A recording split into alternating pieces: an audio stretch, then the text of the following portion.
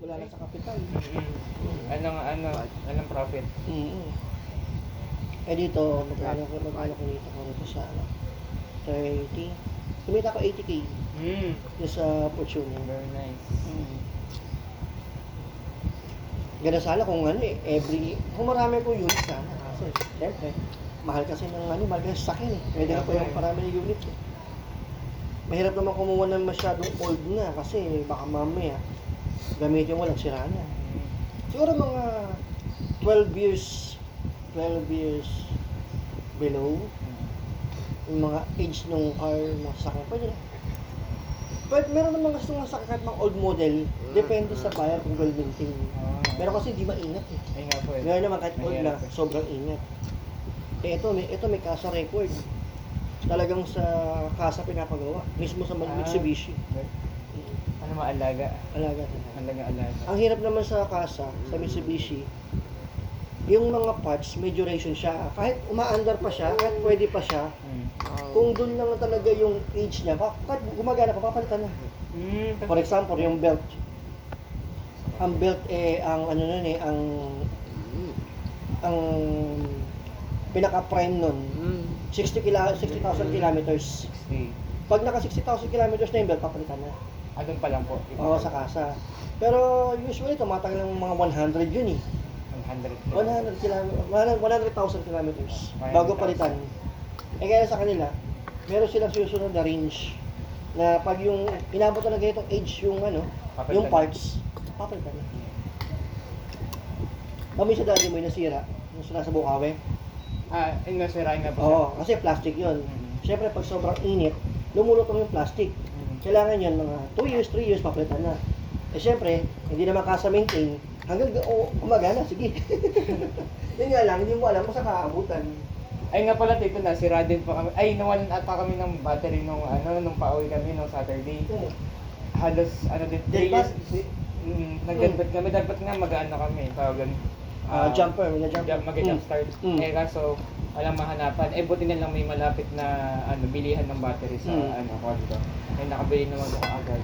Hindi na-observe ng daddy mo na kasi medyo nagpe-fail na mag-start. Nung pagkasakay na namin, tito, siya, pag nag-start namin, nagpa-fluctuate siya. Ayun, magan. Ayun, mahina na yun. Ibig sabihin nun, parang ngayon pa lang siya nag-deadbat. Ayun, ibig sabihin na malapit na yun. Kasi ang battery, prime yan, 2 years. 2 years.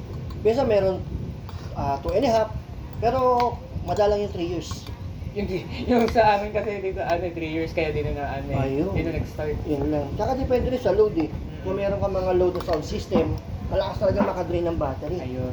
Tsaka depende rin sa sa charger. Yung nag-charge ng battery. Meron ganyan eh.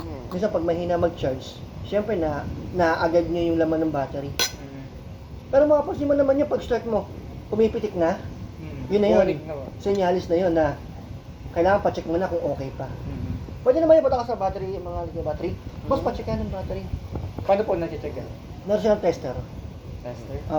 Pag yun nag-below 12 volts na, doon na. Mahina na. Dapat 13 to 14 volts dapat. 13 to 14. Yun yun yung prime. Okay yun. Pag nag-below 12 na, mahina rin. Kasi pag nag-start ka, yung starter, yun yung kumakain ng kuryente para paikutin yung engine. Pag yun, malakas sa battery yun kaya dapat talagang naka-prime yung battery, yung battery mo. Pag wala na. Ibig sabihin, malapit na. Ayun na. Oo. Ganun po nangyari sa akin. Yung ibang car naman, meron ibang car na merong silang voltage, Yung makikita mo, voltmeter, makikita mo. Pero pwede ka magpalagay na mura lang, 150 pesos lang yun. Kaya mapapansin mo doon. Tsaka meron ding mga alam mo sinasaksak sa USB, yung mga saksakan charger.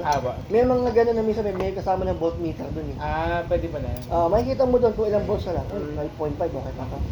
Pag nakita mong nag-12 na, 11.9, ay malapit na yun. Kailangan na pala. Mahirap kasi pag naabutan ka sa sa malayo, tapos gabi pa, naku, hirap yun. Kaya nga po, dito naisipan ni Daddy na bumili na ulit ng bago. Kasi ang plano niya talaga, magpapa-jumpstart lang siya. Paano pag midway, nag-stop kami. Pag inop mo engine nun, hindi na mag-start yun.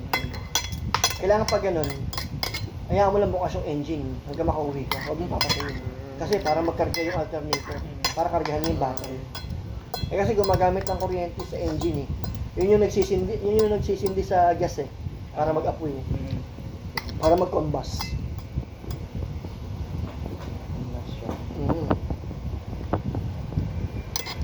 Pastor na ka. March pa. Pwede tayo. Ngayon, pasok pala si Enzo. Pero ko nakabalik ito ba? Wala naman po.